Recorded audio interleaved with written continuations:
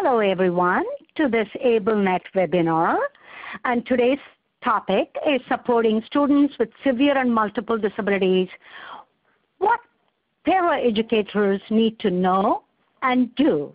That's the title of the webinar, and one of the things I just want to mention right at the beginning is if you have some questions during the webinar, do be sure to put them in the chat box, and at the end of the webinar, I will try to answer as many questions as I can. And thank you very much again for joining this webinar. Let me go ahead and begin. What are we going to focus on? First of all, I want to begin with this statement, and that is, let us try and see the able and not the label. I think that would be what kind of the major theme for this session. And one of the things, the most important things, especially when it comes to children with severe and multiple disabilities, we somehow tend to focus on the kind of the deficits. Let's try and see the strengths, and that's what this webinar will try to do, especially in terms of the role that the paraeducator will play in supporting the student, both in terms of instructional support and behavioral support, and they provide many other kinds of support, motor support and all that, under the leadership of the teacher. But let's work together to see how we can guide that paraeducators in, in maximally utilizing their capacities to make sure that we see the strengths and not work on the deficits. Yes, we have to kind of understand the needs and promote the students' maximal abilities, but we need to focus on the strengths. So that's why we are doing this webinar, in order to promote that growth of independence and reduce the dependence on the adult. Let me find out now, what is your role? Are you a paraeducator, teacher, or you an administrator, or you one of the support staff, related services professionals, or are you a parent? Or maybe I have missed your role in that listing. So go ahead and let me know, because it's very important, because the paraeducator works as part of a team. And in that role, there are many people who are guiding. So a lot of the people who are joining us for this webinar are support staff, and you can play a critical role in guiding and kind of enabling that paraeducator to provide the service. And there are lots of paraeducators joining. This is fantastic, because when I was in a school district a few years back,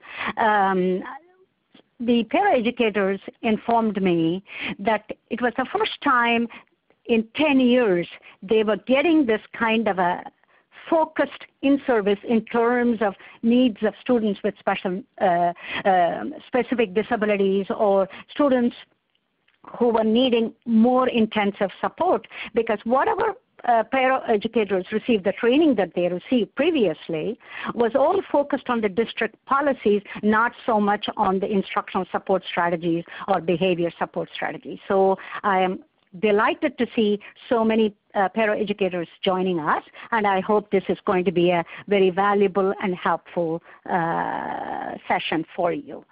And as far as I'm concerned, I am an author of a number of books, and one of my major contributions to this field of empowering paraeducators is a training DVD and a trainee manual, and it has multiple units of training. It has both a trainer's manual as well as a trainee manual, and the trainer's manual guides the staff in providing the PD for the paraeducators. In other words, it has slides, and underneath the slides, it has guidance and notes for the trainer. And I'm excited to say, I said in the slide, the forthcoming book, but the book has already arrived. And if you go to the LRP website, www.lrp.com, you will see this book. This focuses heavily on students with significant needs, but it also has a section dedicated to para-educators and guiding them. And these are some of the other books and products that I have. And my field is special education in terms of students with autism and students with intellectual disabilities and severe and multiple disabilities. Now, one of the important things that has recently happened in terms of the role of the paraeducator, the new law that came about in December of 2015, it's called Every Student Succeeds Act. And here, even the term that is used to refer to paraprofessionals, that was the previous term, has been changed to paraeducators, even though CEC, Council for Exceptional Children, has been using the name for some time, the paraeducator. And the other most important thing, referring back to my initial comment about the PD for paraeducators, is that now the paraeducators are specifically mentioned in Title VIII, saying that professional development will include activities that provide educators and paraprofessional. I know it uses the term here, paraprofessional, but later on it has changed the term to paraeducators. But the PD for paraeducators is now recognized and defined in the new law. And the other important thing that has happened to paraeducators is they have a voice at the table. What do I mean by a voice at the table? They can participate in IEP meetings. It may have happened in many school districts, may have encouraged, but now if the parent requests, paraeducators can be part of that IEP meeting. But along with this, another thing that has important development is that paraeducators can participate in district-wide planning meetings or statewide planning meetings. So this is kind of giving them a voice and to participate. And one of the important things I want to mention here is paraeducators often have sometimes more information to share with the teachers and the related service staff because they work often pretty closely with the teachers, and the students also have a kind of a good relationship most of the time with the paraeducators. And how do paraeducators assist students with special needs, especially students with significant needs who have severe and multiple disabilities? They provide instructional support. They provide behavioral support, and they may be taking the student to the inclusive setting. They may be providing them a variety of other motor supports with feeding, with toileting help, and all that.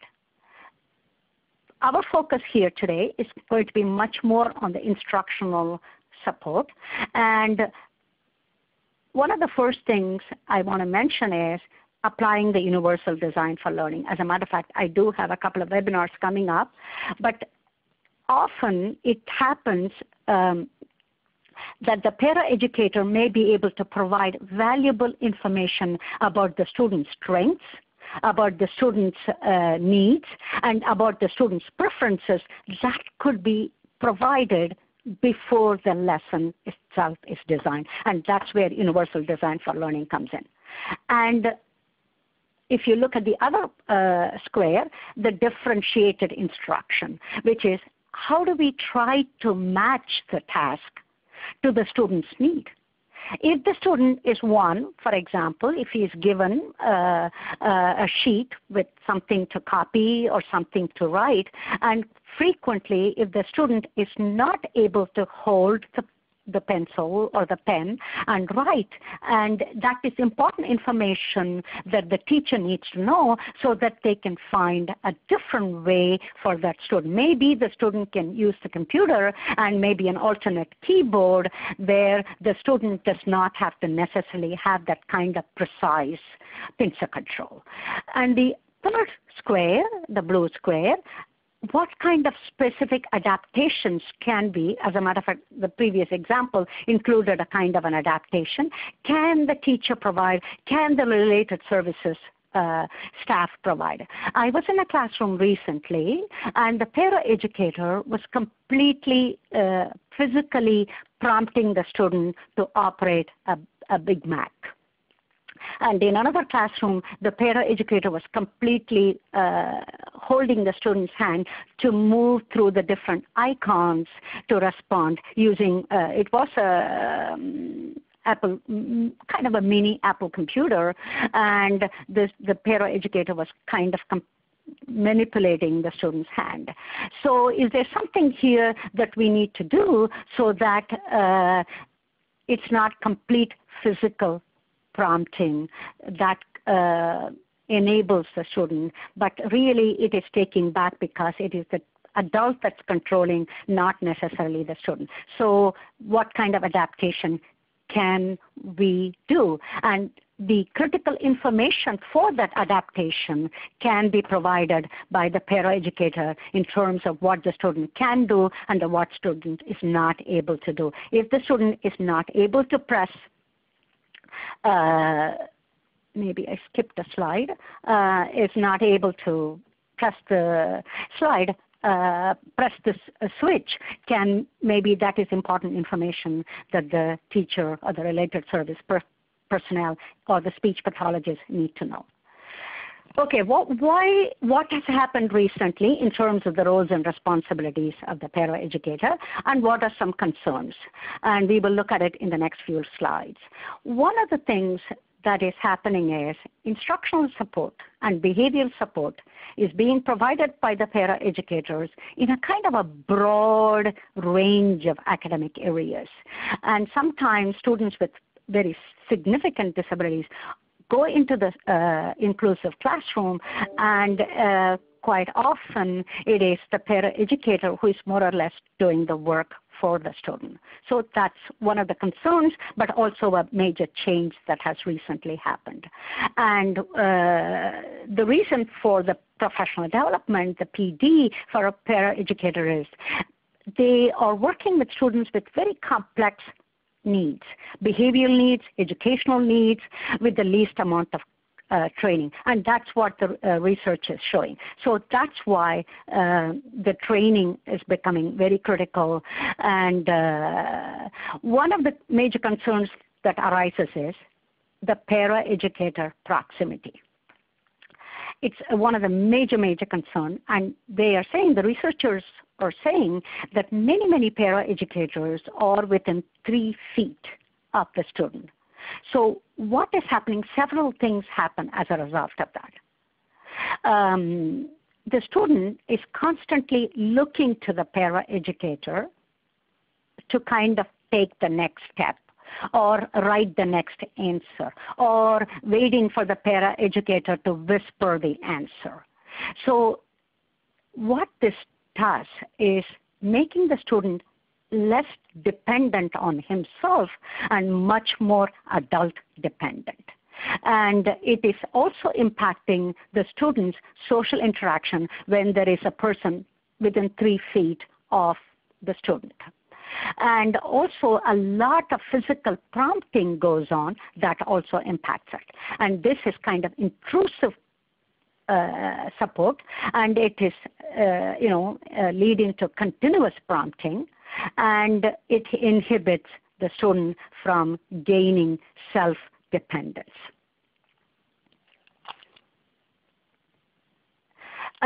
So that's why, as I've already said, there is a great need for the PD for the training for paraeducators. And both IDEA and ESSA mention it and require it.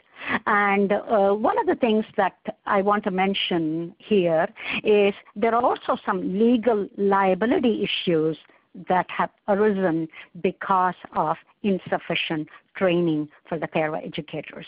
And they have also found when the paraeducator is trained, it leads to better outcome for the for the student. When the paraeducator is trained both in terms of how to support, when to support, how to guide the student, and kind of extensive behavioral and instructional support, and on prompting techniques and on systematic instruction, then the result is the student benefits from that. And based on my own personal observations and providing training to paraeducators, I have found the paraeducators benefit greatly from training. Okay, let's look at this slide. And one of the first things paraeducators, we have to guide them in learning. And I think that many paraeducators who have joined us today will agree that it is important to understand and respond to the different and diverse and the complex learning characteristics. And while it is important to know the different characteristics that are associated with different disabilities, however, we shouldn't be looking at the label so much as we have to be looking at the able.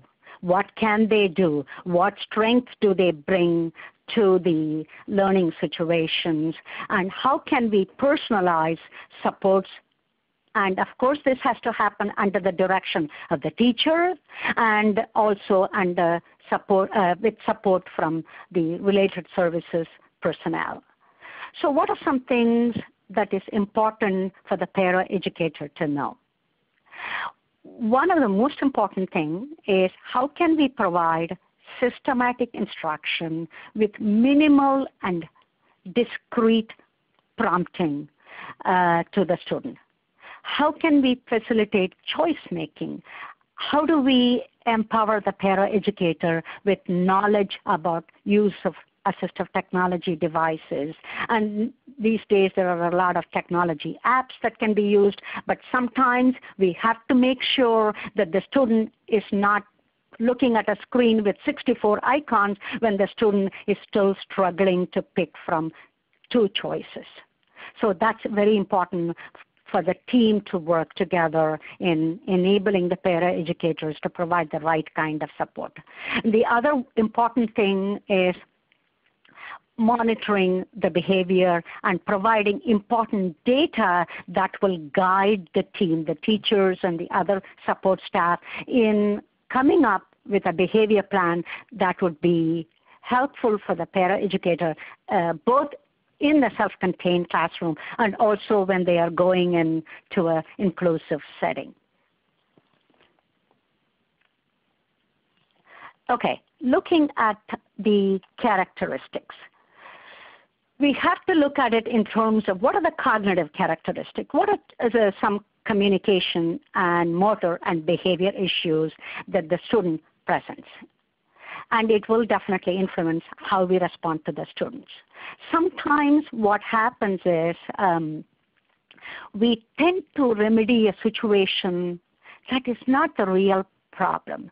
If the student, for example, is in a self-contained classroom, this was a situation that I observed, and he was fidgety and kind of was not always paying attention. And every time he moved from his seat, a red mark was placed on his chart. Though when the teacher asked a question, he was able to answer the question. But instead of focusing on his, how can we enable him and kind of reinforce when he is sitting there, the paraeducator, unfortunately, I don't know who was responsible for coming up with a behavior plan, was kind of negatively reprimanding him. So that is one kind of situation. In another situation, in a self-contained classroom, the concern was the student was using a wheelchair and had significant motor needs. And the paraeducator who was sitting next to her was stroking her hair and kind of massaging her arm from time to time. And when you walk into a classroom and you see that, kind of the perception is, oh, is the student not able to do anything? And this was certainly not age appropriate because the student was in 4th grade.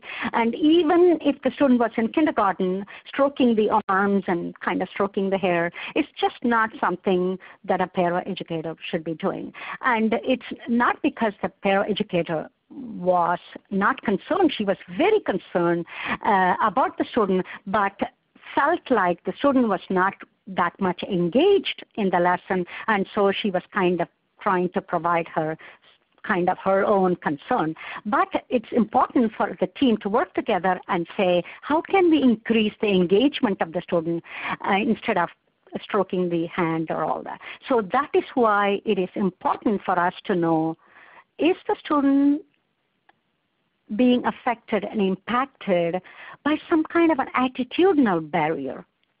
Or there are not enough support tools and adaptations made for that student with severe disabilities? And is there, of course, basically the question is, are we receiving, is the paraeducator receiving sufficient PD? So one of the first things we need to do is, what are some of the strengths the student has? And what are some of the needs? Can the student respond to yes/no questions? Can the student use some photos or object reference? Can the student make a choice between two pictures? Can the student, for example, use an I talk to communicator? It's an assistive technology device, and you will see a picture of it later on. Use that and activate that device to make a choice between yes or no, or I like it or I don't like it, that kind of a choice. Can the student turn the pages in a book with an attached adaptation? Can the student activate an AT device that he or she is currently using, or do we need to change the device? How the whole team can come together and the paraeducator can provide the needed information to the team in making that decision. So can the student, again, looking at some of the characteristics and the strengths, can the student recognize some sight words? Can the student match the words? Can the student match numerals to corresponding sets of objects? Can the student maybe use a talking calculator? These are all things you can come up with a kind of a checklist, and the student, the paraeducator about the student, and it can be used for a variety of students, but the paraeducator can provide valuable information in completing that checklist. And if the student has significant motor needs, can the student reach for an object? Can the student maybe use an eye gaze board? Or can the student use some kind of a body movement or body orientation to indicate a response? Some of the other things is there some kind of an increased vocalization in case of a student has significant cognitive communication need? Can the student show through increased vocalization a response, in response to a person, in response to touching an object, or the student smiling in response to social or visual or auditory, some kind of a multi-sensory input? Is the student orienting towards the, where the sound is coming from? Is the student showing some kind of a change in affect? Can the student partially feed herself or himself? And one of the examples I would like to bring up here, two examples. One is, if the student is able to even lift the spoon up to the mouth, we should encourage that student to lift that spoon. And even if the paraeducator is maybe ultimately helping to tilt that spoon into the student's mouth, if the student is being, fed pureed food or something like that. Or if the student can even stab the food with a fork, that should be encouraged. This also is what is called partial participation. But one of the concerns I had, for example, when I visited a classroom, there was a student who had significant needs, but he really did not have any significant motor needs, but except he had a tendency to wander. And when I talked to the parent, she was feeding him, and he was a high school student. When I talked to the paraeducator, she informed me that the teachers and the paraeducator felt it was best for the paraeducator to feed him because otherwise he has a tendency to walk around or he will spill the food on the floor. And this was a situation that could have been remedied differently with just a plastic mat underneath the table, and to kind of remind him to return to his seat with a picture, with a photo next to the plate and on his chair and on the table, so that to guide him and to kind of show him the picture, return to seat. And, it may take a few weeks or it may take a few months, but he will gradually return to eating his meal, and that would have promoted much more self-dependence. And that's really our goal for every student, is how can we promote the student's self-dependence and be totally as independent as the student can be, and also less dependent on the adult. So far I've been talking about a lot of concerns, and I want to share with you an aha moment too, because the important role that the paraeducators play, the supports that they can provide.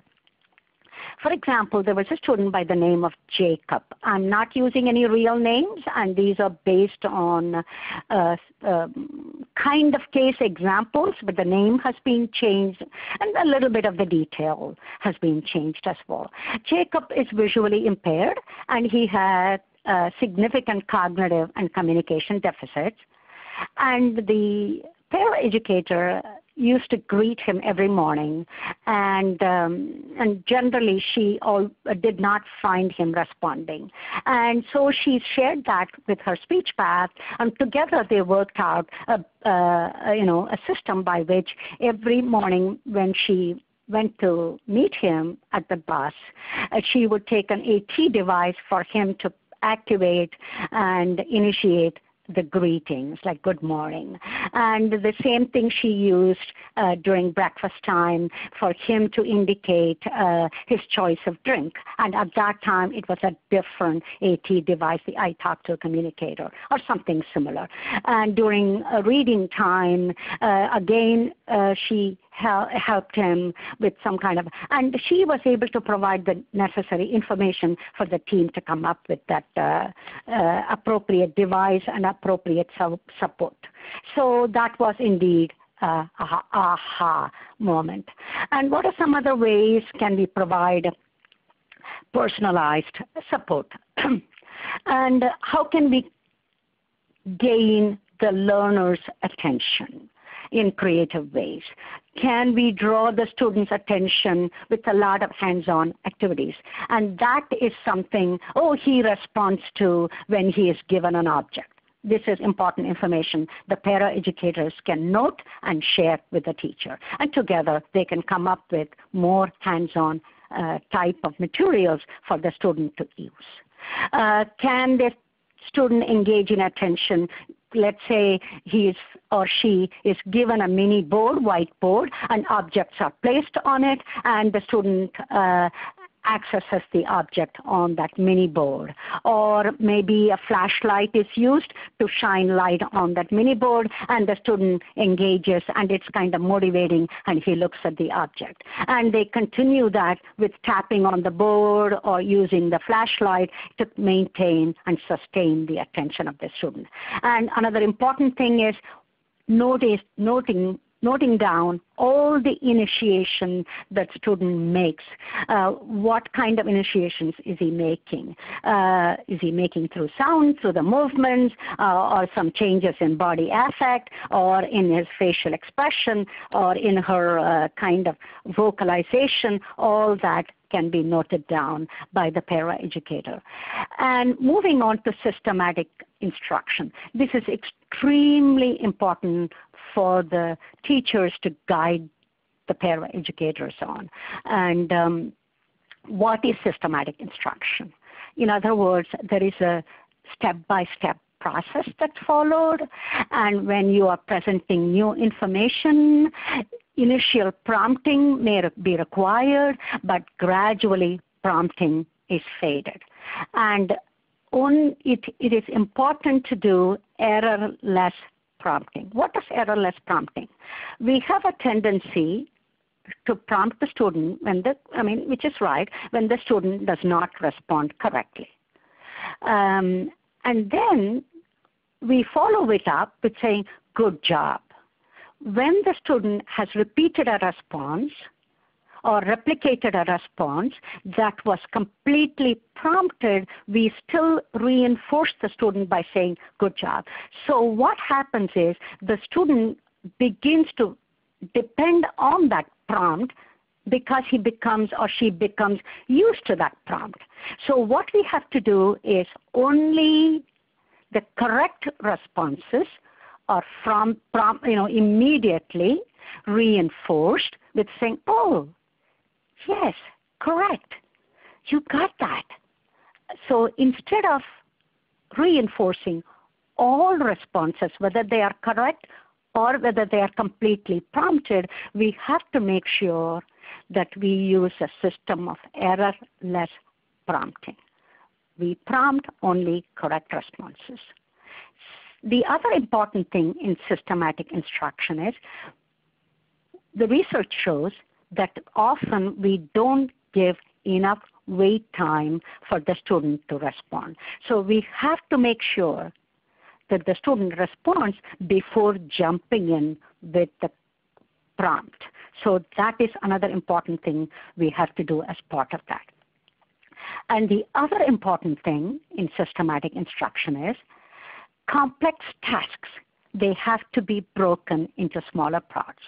Sometimes we give, for example, one of the things, multiple directions all paired together. Can we provide one instruction at a time and let the student follow that? The other thing is, let's say the student is doing a math problem, and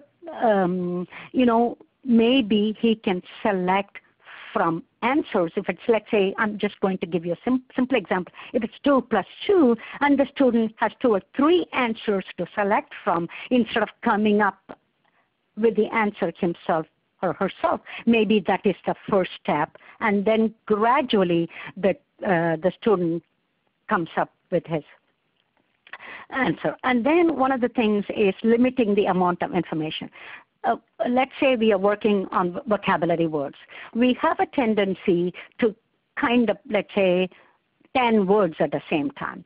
Can we limit it to, let's say, 4 to 6 words, and follow all the steps that I just mentioned about errorless prompting and wait time, and then making sure that the student has mastered at least 3 of those 6 words before we move on to 10 words, and then moving on to maybe 15 words. But we want to increase that success rate.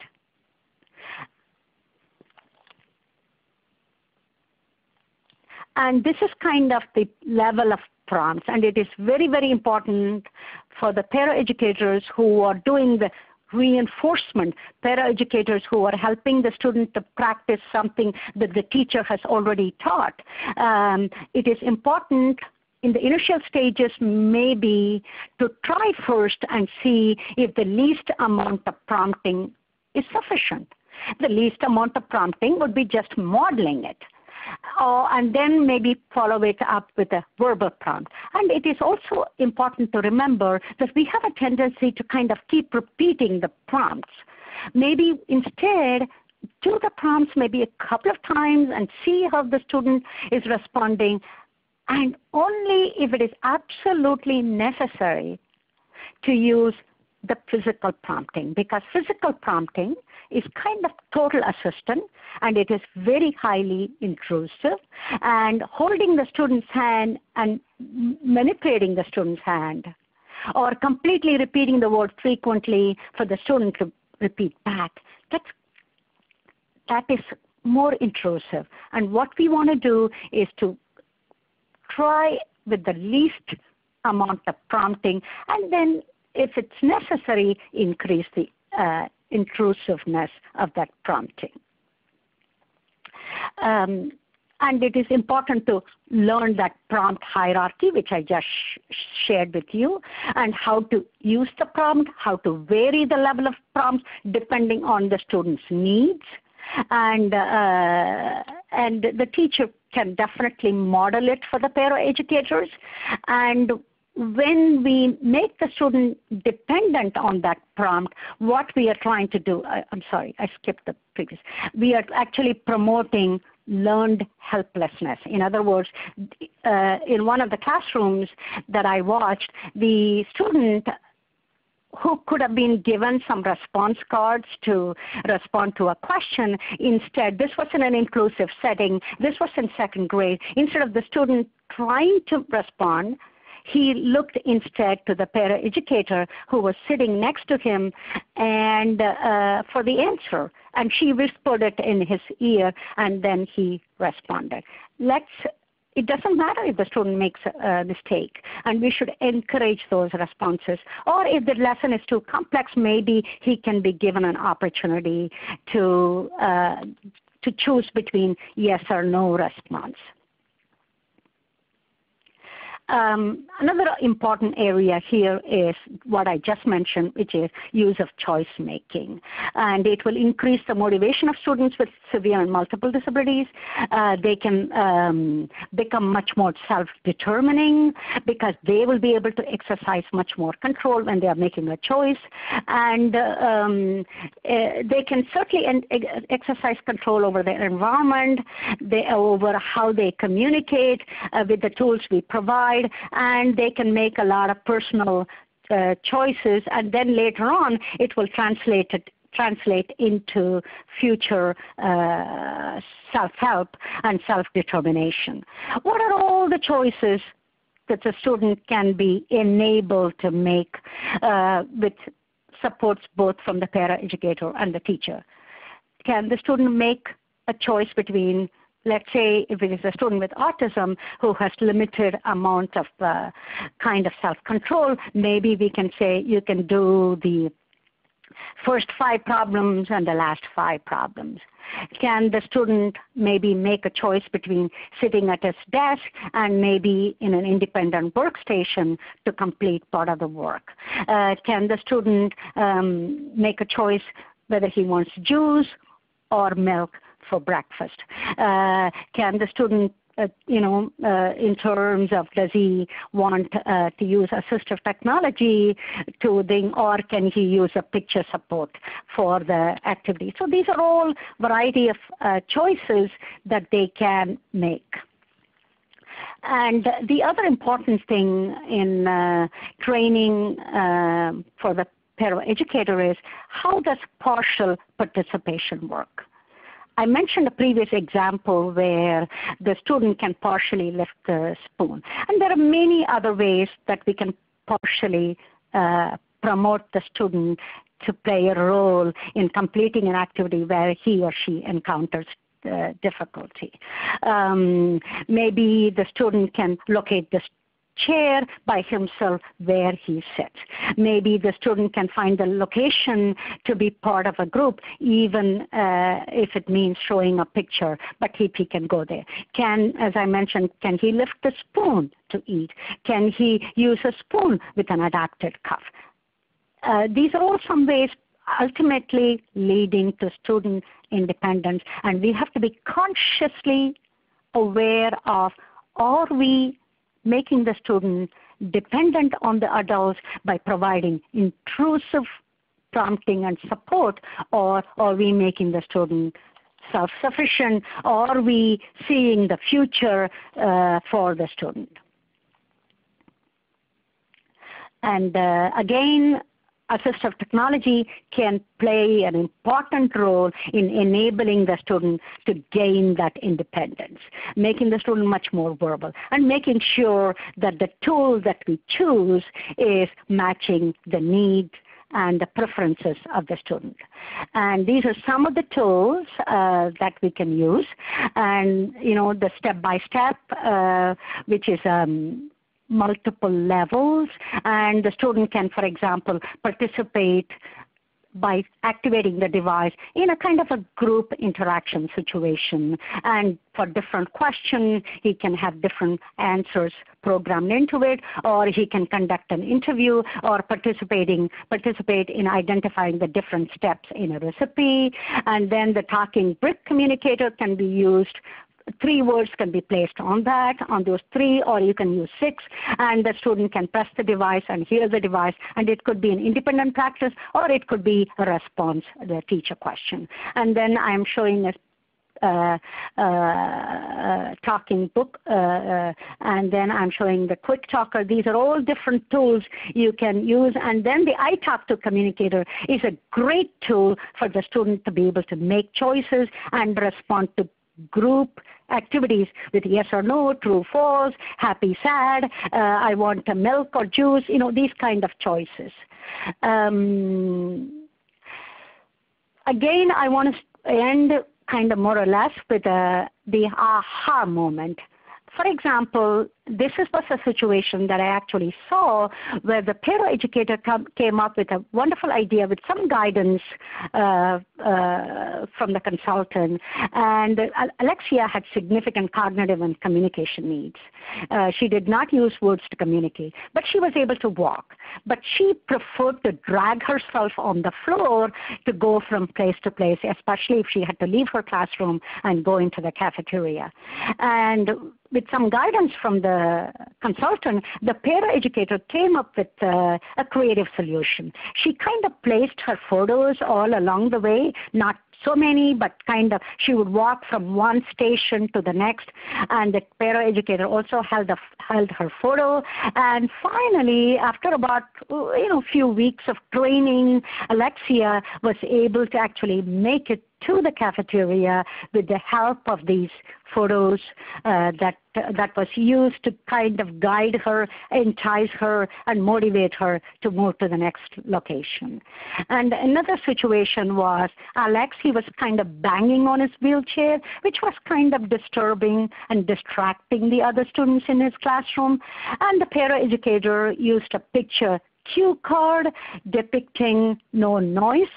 And she also whispered very quietly in his ear to remind him that he had to kind of clasp his hands or use the kind of push ball to squeeze.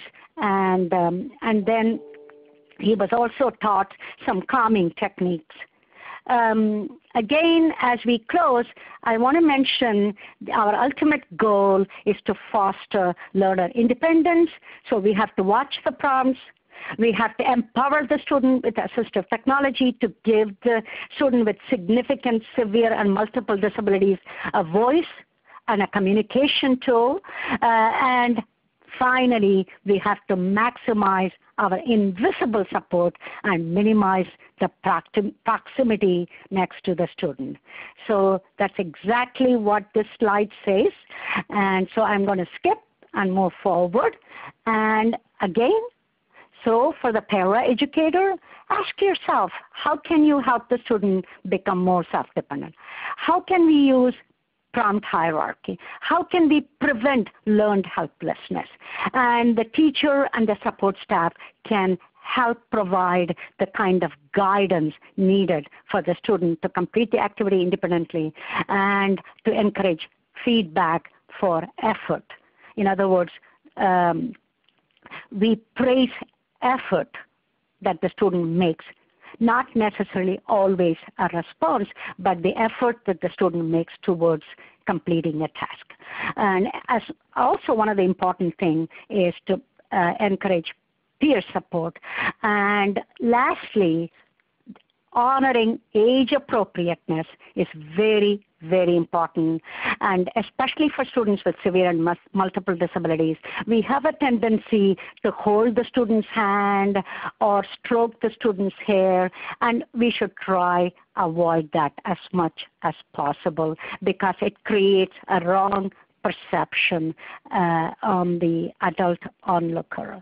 And these are some of the resources that we have. And thank you very much.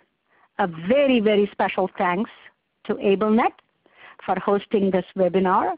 And I thank each and every one of you for joining this webinar.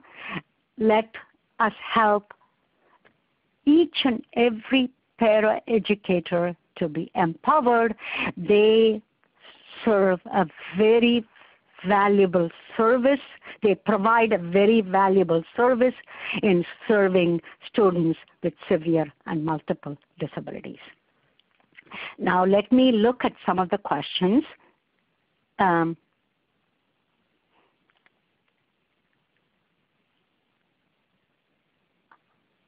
really don't see any chat questions. And I will certainly wait a few more seconds and see. Yeah, I see a question here. Do you have resources or suggestions for helping paraeducators specifically facilitate AAC use in a classroom? In terms of resources, I think the best resource that I can think of is working with your speech pathologist in the district and with the OTs and PTs in the district and with an AT specialist in the district.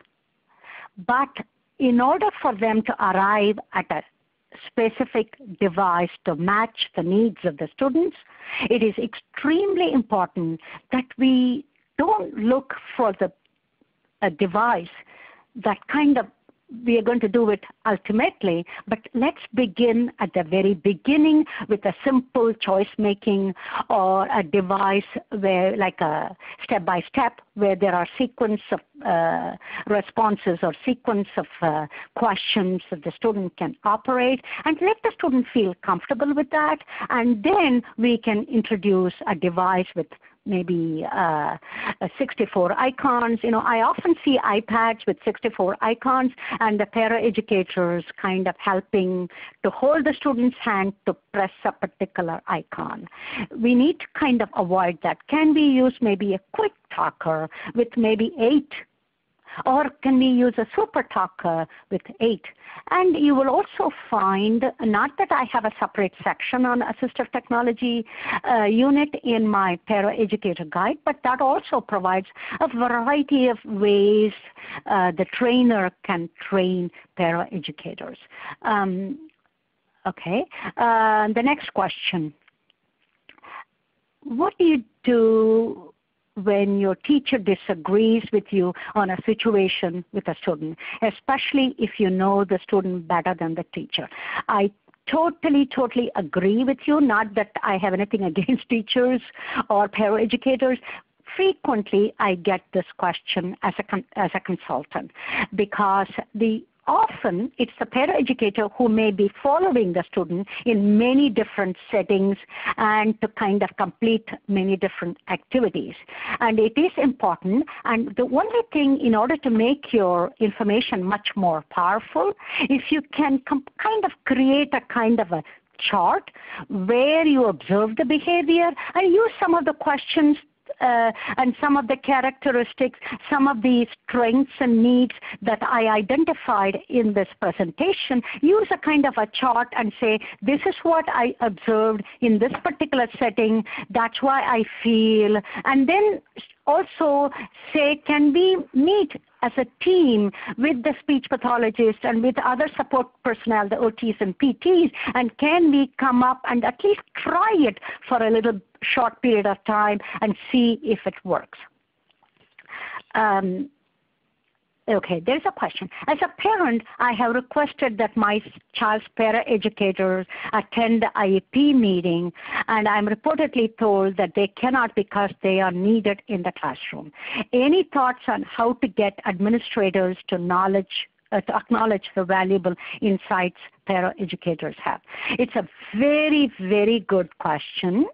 One of the things I failed to mention is that sometimes we request a one-on-one para-educator for the student, and that could become very intrusive support. So I failed to mention, but that's important because I'm getting this question now from you as a parent. One of the things that you can do is say to the administrator, could the para-educator participate just for a short period of time, and maybe she could leave the meeting after she has shared information. The para-educator does not have a decision-making rule according to the new laws either. She doesn't have a decision-making rule, but she can play a role in terms of sharing information. If she is not able to share the information and the district or the administrator may not allow that, what you could try and do is maybe she could write down some key points and the teacher could share that information. That is one of the important ways they can help. And the next question, how do we work together to check the student who is help a student who is blind? Yes, it's a very, very good question. That's a kind of a completely different type of situation, because for students who are blind, we have to know how much communication does the student already have. Is the student verbal? Is the student able to identify objects and able to clearly feel the texture, and how much of the feeling and the tactile are we using? So this is something where your district must have a support person specifically to support students who are blind. That person can provide, and there may be some itinerant staff who are helping with that, and you can certainly ask. And it is extremely important for the teacher, the para-educator, and the support personnel to work together in case of a student who is blind, because the way the students who are blind often work, and it also depends on if it's kind of completely, totally blind, or do they have any vision that's left for them to feel. If the student is using Braille, if the student has severe or multiple disabilities, it is possible the main way they learn is through object reference and through concrete representation.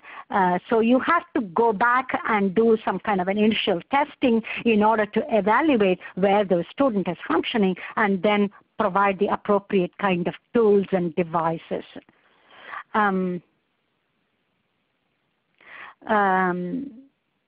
Okay, going back to that comment from Lori Peace, I agree with that question. I don't get to attend IEP meetings.